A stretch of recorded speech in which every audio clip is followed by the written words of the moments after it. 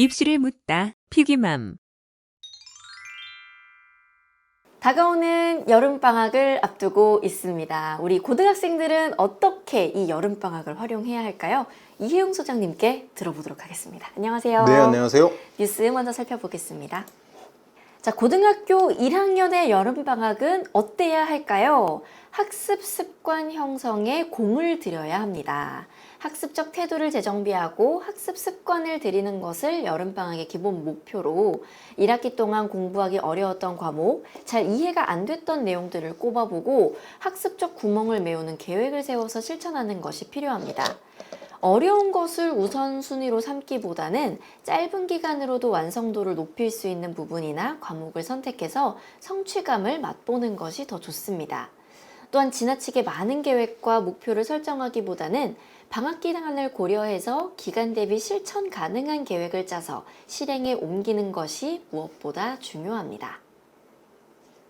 고등학교 2학년의 여름방학을 두 가지로 정리해보면요. 첫 번째, 각종 개념 정리가 필요합니다.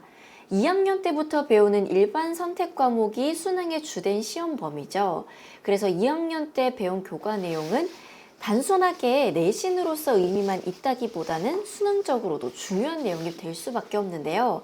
특히 수원, 수투의 경우에는 그 중요도가 3학년까지 이어지기 때문에 여름방학을 이용해서 개념 정리와 예시 문항, 또 스스로 잘 해결하지 못했던 문항 등을 정리해둘 필요가 있습니다. 그리고 우선순위에서 늘 미루어두었던 과목들, 부분들이 있을 텐데요. 보충학습하는 것도 중요하겠습니다.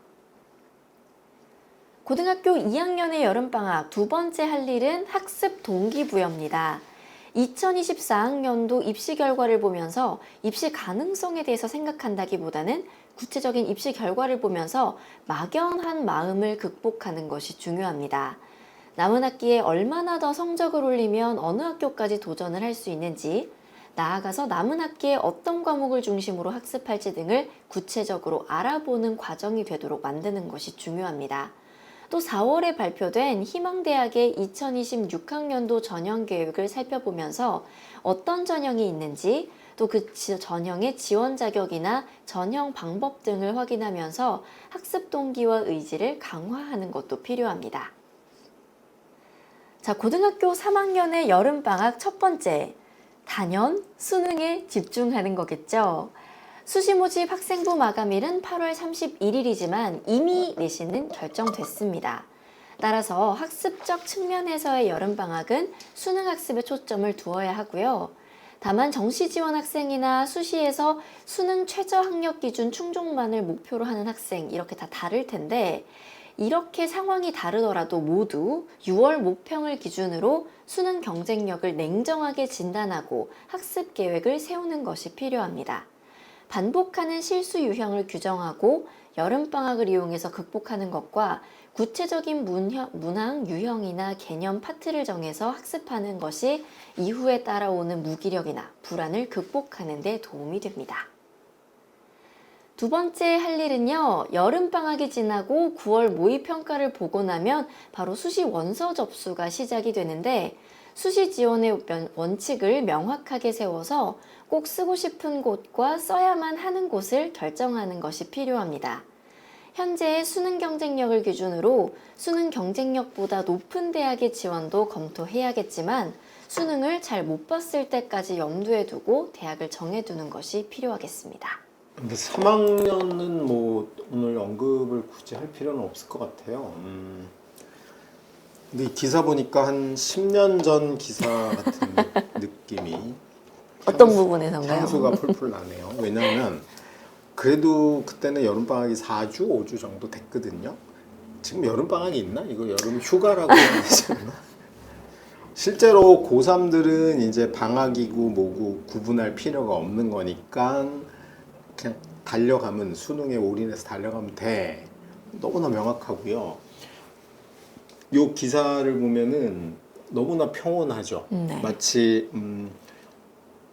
90년대 후반이나 2000년대 초반에 다 모든 애들이 정시로 대학을 가는 수능만 공부하면 되는 것 같은 뭐 그런 아주 평온함을 가지고 있고 한 적어도 4주에서 5수 정도 여유가 있어서 시간적인 여유가 뭔가를 해볼 만한 틀거리가 있는 것처럼 하는데 요즘 방학은 진짜 여름 휴가라고 보셔야 됩니다. 그렇기 때문에 이렇게 원칙적인 계획 이런 거 저는 집어치워야 된다라고 생각하고요. 제가 보기에 1학년들은 뭘 해야 되냐면 사실 우리가 중3 때 고1이 되기 전에 고등학교 가면 어떻게 해야 되겠다, 어느 고등학교 가고 싶다고 생각한 애 중에 제대로 이게 맞다라고 추측이 본인의 현실과 딱 맞아떨어진 친구는 10%는 안 됩니다. 내가 중학교 때 A 받았는데 고등학교 가면 1등급 받는 거 아니야? 라고 생각했는데 뚜껑을 80%는 2등급, 3등급 받게 돼 있어요. 구조가. 그러니 얘를 좀 수습을 해가지고 충격에서 벗어나서 이제는 현실을 자각해야 되는 시점이 지금입니다.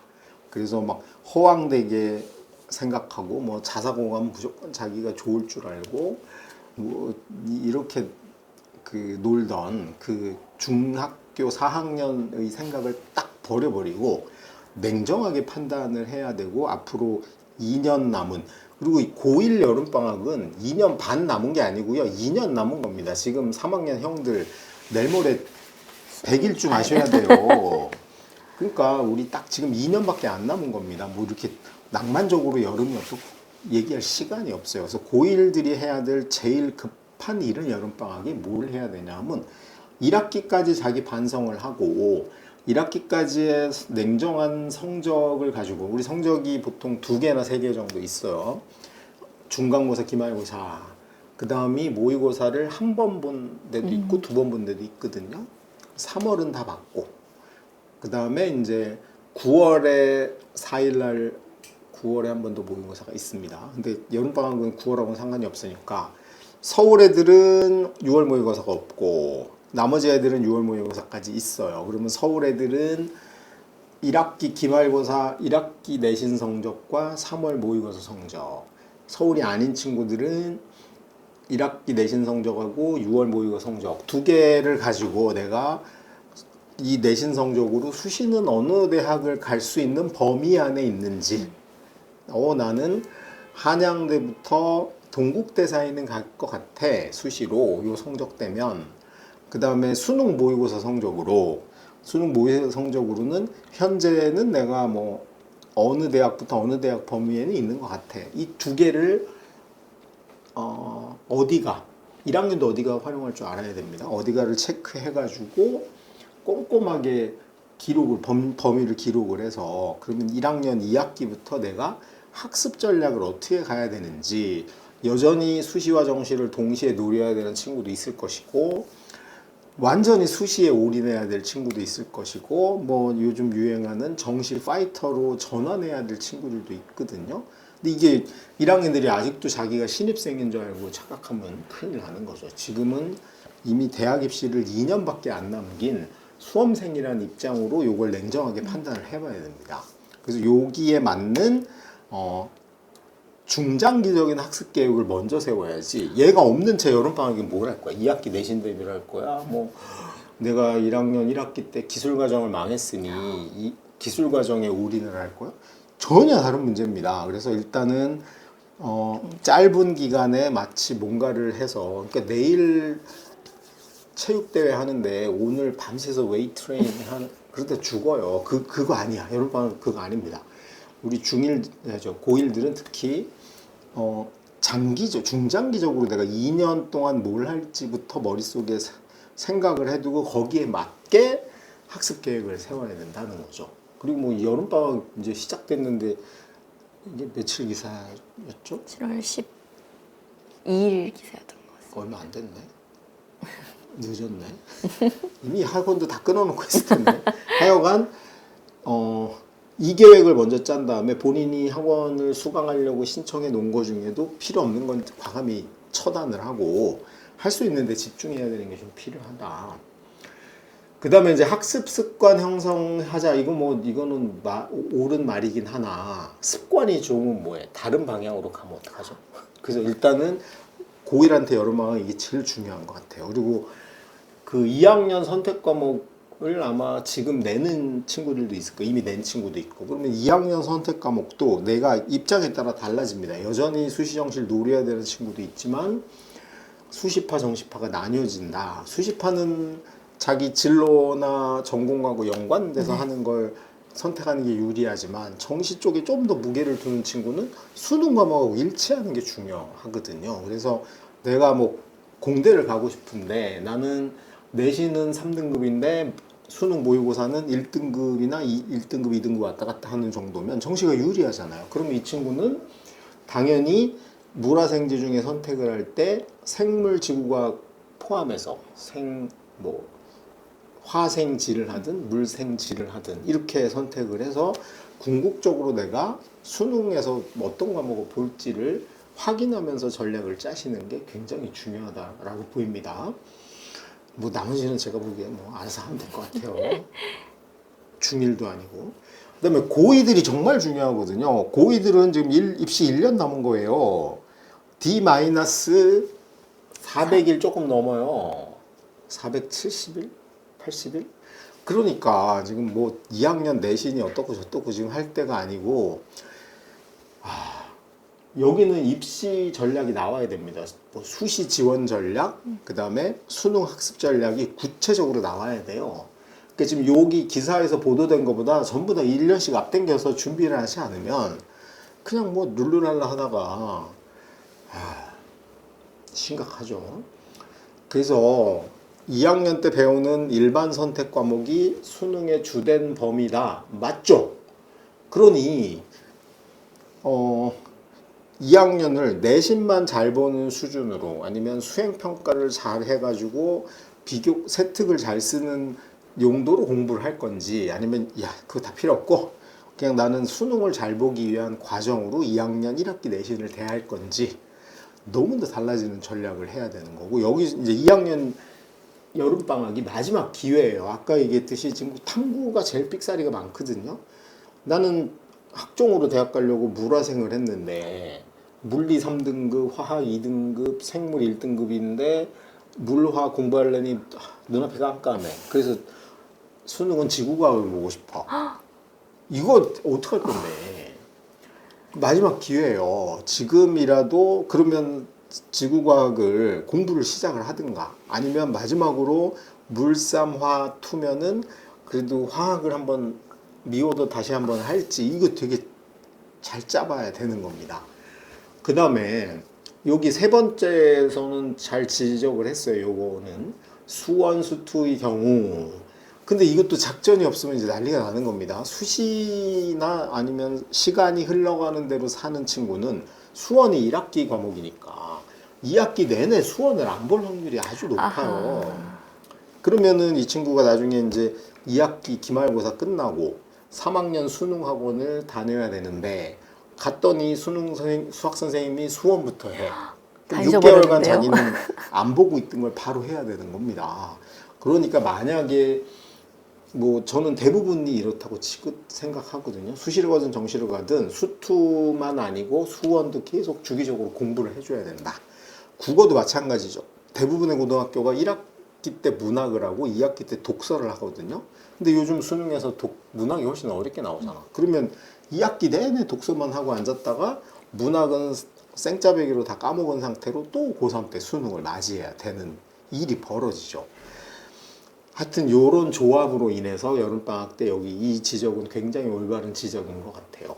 꼭 2학기 내신에만 해당되니까 이런 게 아니고 특히 수능하고 내신이 겹치는 부분 수능 과목에 해당되는 거는 1학기 때 지나간 내신이라 하더라도 꾸준히 봐서 수능을 동시에 준비하는 적어도 우리가 시험을 2개를 봐야 되고 대학 가는데 2가지가 필요하다는 건 상식 아닌가? 그렇죠.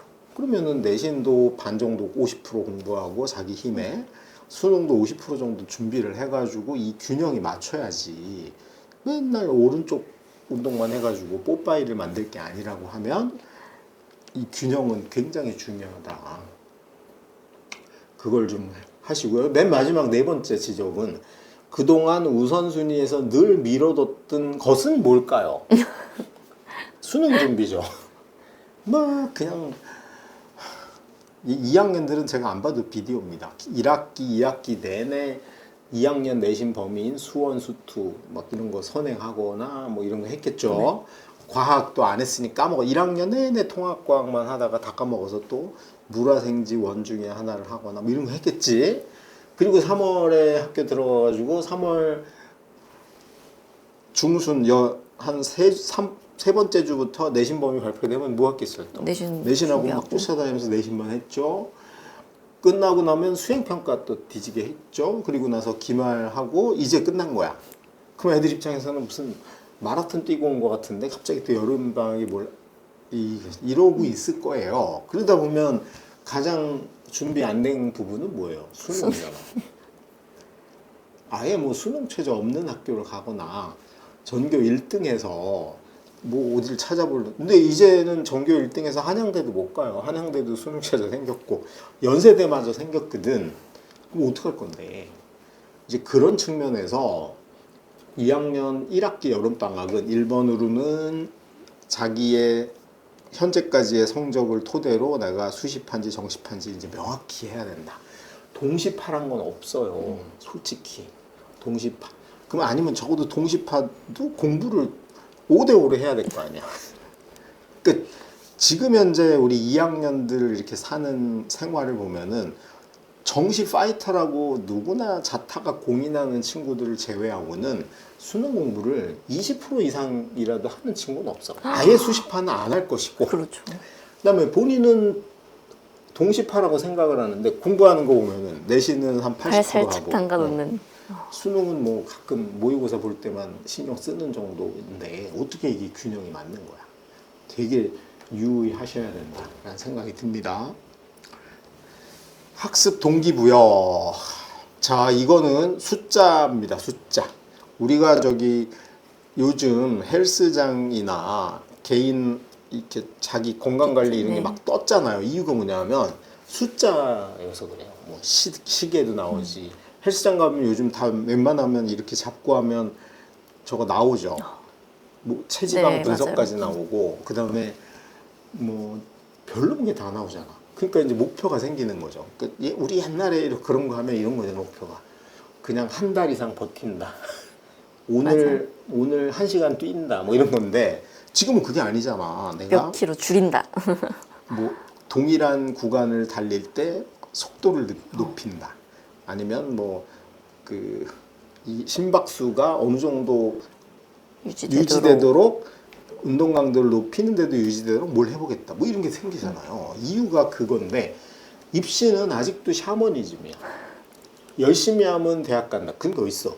점수가 나와야 됩니다. 그래서 모든 걸 수치화해서 동기부여로 보여줘야 된다. 그래서 수치화 1번은 내신 성적 변화도를 표로 만들거나 그래프로 보여줘야지. 1학년 1학기 때 2.1이고 1학년 2학기 때 2.3이고 2학년 1학기 때 2.7이야. 우리 애는 우하향이네?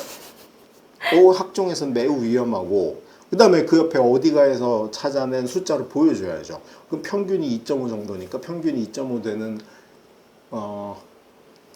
학생이 갈 수 있는 일반고에 2.5인 학생이 갈 수 있는 교과 전형 대학은 요 정도 범주고 그 다음에 학종 범주는 요 정도 범주고 그 다음에 우리 애가 봤던 모의고사 성적 쭉 역시 표나 그래프로 만들어 둔 다음에 네 성적이면 현재로는 어느 대학 정도 갈 수 있다. 그게 숫자로 돼 있어야지. 그 다음에 이제 또 필요한 숫자가 뭐가 있어요? D-480 이게 하나씩 줄어가는 걸 보여줘야 됩니다. 그러니까 동기부여는 말로 되는 거 아니고 기도해서 되는 거 아니고요. 본인이 자각을 해야 되잖아요. 그러면 나한테 주어진 시간은 얼마가 있고 그 다음에 해야 될 과목은 공부 양은 어느 정도가 되고 현재 내 실력은 어느 정도니 내가 하루에 이만큼을 하면 얼마만큼 올라갈 수 있겠다. 이런 게 보여줘야지 운동을 하더라도 동기부여가 되는 거고 공부에도 동기부여가 되는 거죠. 근데 막연하게 아직도 유신 때도 아니고 언제 때야? 고려 말 조선 초 같은 열심히 하면 돼. 인간의 의지가 중요해. 그런 게 어딨어? 무조건 숫자로 확인하고 구체화해야 됩니다. 그리고 그런 숫자를 보다 보면 인간은 무조건 동기가 생기게 돼 있어요. 우리 피디님도 언제 운동을 하게 되냐면 이제 나이를 좀 더 먹어가다가 매일 몸무게를 재는데 앞에 자리가 바뀌어. 그러면 합니다. 그리고 그걸 운동을 할 때도 마찬가지로 하다 보니까 앞자리 바뀌고 뒷자리가 조금씩 바뀌어가면서 나 20살 때랑 비슷해졌네. 조금 더 하면 그러면 더 뭔가를 하겠지. 뭐 저도 약간 당뇨가 있는데 저 요즘 운동 열심히 하거든요. 왜? 당화혈 색소가 7 후반이야. 의사 선생님이 저보다 연배시긴 한데 죽을래 운동할래. 그래서 저는 운동을 하겠습니다. 죽기보다 운동하는 게 낫겠죠. 그래서 운동을 합니다. 그리고 이거 저는 매일 혈당을 재진 않는데 한 2달에 한 번씩 이제 피 검사를 하잖아. 그럼 2달에 맞춰가지고 이게 연락의 시계 보면서 이제 이번 주 운동 양은 채웠는지 어땠는지 체크하거든요. 그게 아니면 제가 이 나이에 무슨 뭐 장가를 갈 것도 아니고 국가대표가 될 것도 아닌데 하여간 숫자입니다. 근데 막연하게 혈당이 높다, 혈압이 높다 이걸로 누가 운동하겠어?